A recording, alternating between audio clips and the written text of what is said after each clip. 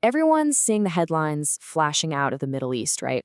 But what I want to talk about today is the other war, the one that's being fought quietly underneath the surface. It's a war that could very well decide our future in the Pacific.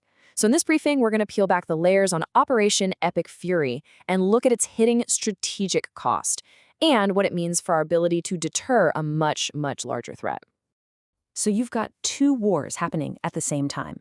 On the left, you've got the one you see on the news every night. The airstrikes, the naval clashes, it's dramatic. But on the right, that's the invisible war, and frankly, it's far more consequential. This is a war of arithmetic, fought on spreadsheets, in ammunition ledgers, and on fleet deployment schedules. And the outcome of that war is what really matters for our long-term security. Okay, so let's get right into it. The central question for us today is this. How is a country with a $25 billion military systematically grinding down the capacity of America's $886 billion force?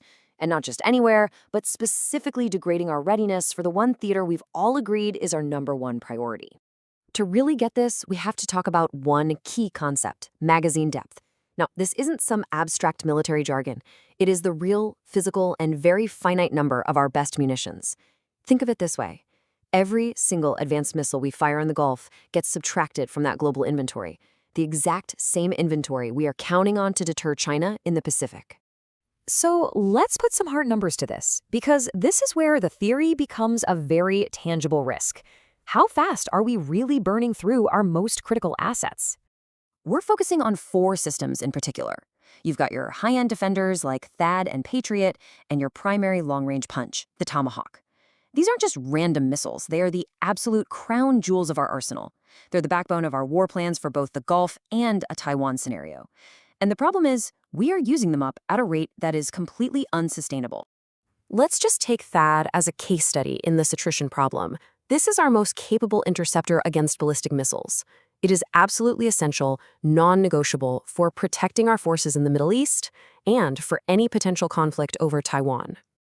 So, heading into this, our best analysis from groups like the Center for Strategic and International Studies put our total stockpile at around 534 THAAD interceptors. That's it. That's the entire inventory. A very small, very precious number when you think about it globally. And here's where it gets really alarming. In that short 12-day flare-up last June, we fired off roughly 30% of our entire global THAAD inventory. 30%. In less than 2 weeks. That rate of consumption is it's strategically untenable if this drags on. And here's the kicker. The gap between how fast we can shoot and how fast we can build. At the pre-war production rate, it would take us over 18 months just to replace what we used in 12 days. The math just doesn't work. We are spending assets on a timeline of days that takes us years to replace. But look, this drain on munitions is only half the story. It's not just about what we're shooting, it's about where our shooters, our actual ships and platforms, are parked. Right now, as we speak, about 40% of our entire combat-ready naval fleet is tied down in the Middle East. And here's the direct result of that. For the first time in years, there's not a single operational American aircraft carrier anywhere near Taiwan. That sends a huge strategic signal, whether we want it to or not. And this isn't just some internal Pentagon worry. People are saying the quiet part out loud now. Policymakers are getting nervous. Just a few days ago in a Senate hearing, the question was basically asked point blank. Are our enemies looking at our empty shelves and seeing a window of opportunity? And this concern ripples out to our allies. Take Japan. They're trying to build up their own defense. But the Tomahawks we're using in the Gulf are the very same ones they're waiting for. So our war is directly delaying their ability to field a credible defense. It weakens the whole security architecture in the Pacific. When you dig into this, you realize this whole situation is exposing 2 really deep systemic flaws. First, a brutal cost-exchange ratio that totally favors the attacker.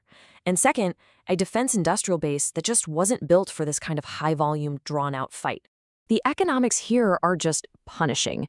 We are forced to use a nearly $4 million Patriot interceptor to take down a drone that can cost as little as $30,000.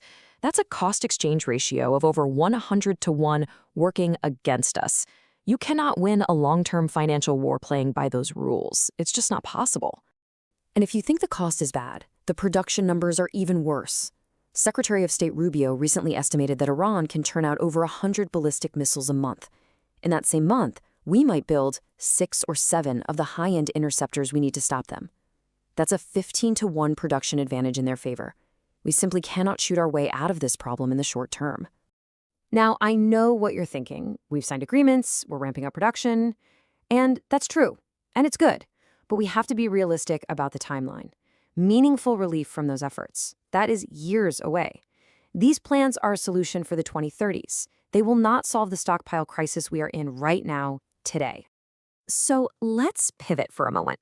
Let's step back and ask the most important question. What does all of this look like from Beijing? What lessons are they learning as they watch this whole thing unfold? You know, the key lesson for Beijing here is incredibly powerful. They are watching a regional adversary with a tiny fraction of their own military budget effectively bleed America's high-tech, high-cost military completely dry, thousands of miles away from China's doorstep, and it's not costing them a thing. And this really gets to the core of the risk.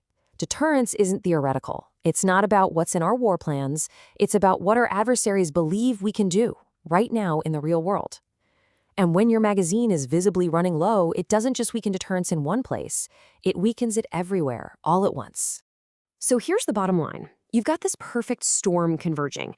Our stockpiles are critically low, our naval presence in the Pacific is stretched dangerously thin, our industrial base is trying to support 3 different theaters at once, and all of this leads to an erosion of that perceived American capacity. Together, these things are creating a genuine window of strategic vulnerability. Which leaves us with one final, really uncomfortable question. Our troops are performing magnificently in the field, no question about it. But we have to ask ourselves, are we winning the tactical battle in the Gulf, only to end up losing the much larger strategic war that truly matters in the Pacific? That is the fundamental trade-off on the table right now.